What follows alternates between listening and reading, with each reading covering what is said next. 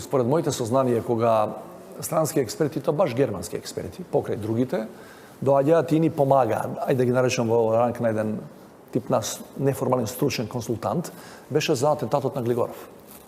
Веќе наредниот ден дојдоа луѓе и од нивната служба за надворешно разузнавање да понудат сознанија и од ова истата БКА е кратенката на ова служба за криминалистички истражувања, министер. Нашите граѓани треба да знаат дека истрагата ќе покаже онолку колку што нашите домашни органи ќе истражат. Ќе сакаат да истражат, ќе бидат стручни да истражат, ќе биде дозволено и така. Зошто е добро да има странски експерти?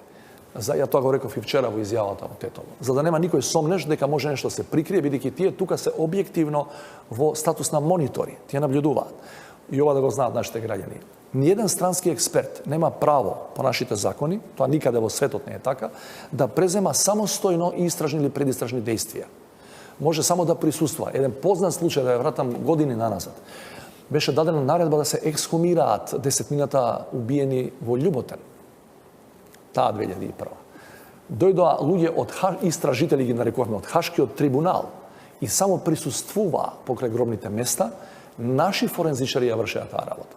Значи, добро е од аспект на мониторинг. Тоа е, знаете, слично како кога знаете дека Советот на Европа почесто ОПСЕ, некој пат американската или некоја друга амбасада во Скопје мониторираат судски случаи, особено оние така наречениот поголем калибар.